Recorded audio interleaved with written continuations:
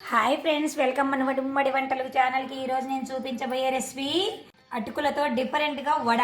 అటుకులు తీసుకోవాలి. ఒక క్యాప్సికమ్ తీసుకున్నాను. మా ఇద్దరికి ఇంత పట్టదు, సగమే పడుతుంది. క్వాంటిటీని బట్టి తీసుకోండి.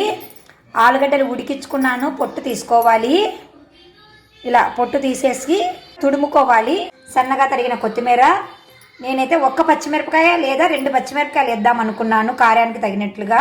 ఒక గిన్నెలో నీళ్లు తీసుకొని ఈ అటుకులను ఇందులో వేసి ఒక మారు బాగా కడుక్కోవాలి.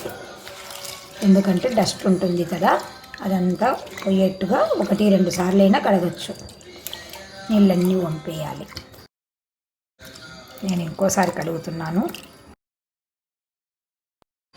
కొంచెం వాటర్ వేసుకొని పెట్టుకోవాలి. జస్ట్ ఒక 2 లేదా 3 నిమిషాలు చాలు, ఎక్కువ నానాల్సిన అవసరం ఏం లేదు. నేను ఇద్దరికి సరిపోయే క్వాంటిటీ చేస్తున్నానండి.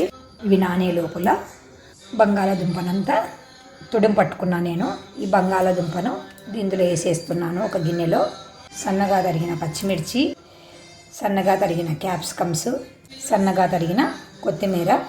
ఇప్పుడు అటుకులు ఇలా పిండేసి ఇందులోనే వేసేయాలి. అన్నీ తగినంత సాల్ట్ వేసుకుంటున్నాను. చూసుకొని వేసుకోండి, అటుకులకు ఎక్కువగా పట్టదు. వీటన్నింటిని బాగా కలిసేటట్టుగా కలుపుకోవాలి. మన వడపిండి ఎలా వస్తుంది అలాగా కలుపుకోవాలి. కొంచెం కొంచెం నీళ్ళు చిలకరించుకొని వేసుకోవాలి. చాలా టేస్టీగా ఉంటాయండి, చాలా బాగుంటాయి. తప్పకుండా మీరు ట్రై చేసి మీకు ఎలా వస్తాయో మాకు కామెంట్ రూపంలో తెలియజేస్తూ ఉండండి ఫ్రెండ్స్. క్యారెట్ వేసుకోవచ్చు, బఠానీ గింజలు వేసుకోవచ్చు. ఇంకా కావాలి అంటే పుదీనా ఆకులు సన్నగా కట్ చేసుకొని వేసుకోవచ్చు. ఉల్లిపాయలు వేసుకోవచ్చు, మన ఇష్టం అండి. ఏ వేసుకున్నా బాగానే ఉంటాయి. కందికాయలు ఉన్నాయి కదా, ఈ గింజలను తీస్తున్నాను నేను. ఈ కంది గింజలను కూడా ఇందులోనే వేస్తున్నాను. ఒక 2 లేదా 3 స్పూన్లు బియ్యం పిండి వేసుకుంటున్నాను, క్రిస్పీగా రావడానికి కోసం. వీటన్నింటిని బాగా కలిసేటట్టు కలుపుకోవాలి. నీళ్ళు చూసుకొని జాగ్రత్తగా వేసుకోండి. ఎక్కువ వేస్తే జోరైపోతే వడలు రావు. ఇది కొద్దిగా తడి చేసుకొని ఇలా ఉండలు చేసుకుంటూ వడలాగా ఒత్తుకోవాలి.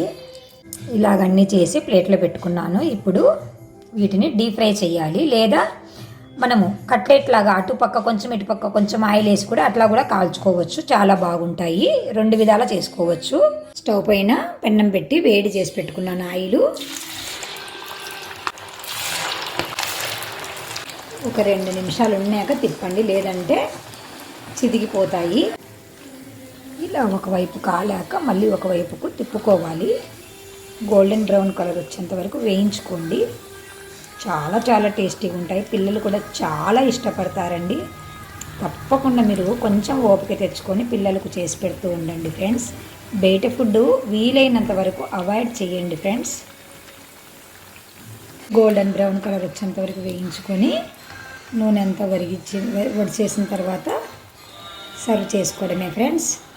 వీటిని ఇలాగే వట్టివైనా తినచ్చు, లేదు అంటే టమాటా కెచప్తో కూడా తినచ్చు. మన ఇష్టం ఫ్రెండ్స్. చాలా క్రిస్పీగా, చాలా సాఫ్ట్గా, లోపల సాఫ్ట్గా పైన క్రిస్పీగా ఉన్నాయండి. ఇలా తింటే చాలా టేస్టీగా ఉంటాయి ఫ్రెండ్స్. తప్పకుండా మీరు ట్రై చేస్తూ ఉండండి. నేను చూపించే వంటలు చాలా సింపుల్గా, చాలా హెల్తీగా ఉన్నవి మాత్రమే చూపిస్తున్నాను. కాబట్టి తప్పకుండా ట్రై చేసి మీకు ఎలా వచ్చాయో మాకు కామెంట్ రూపంలో తెలియజేస్తూ ఉండండి ఫ్రెండ్స్. Bye bye friends.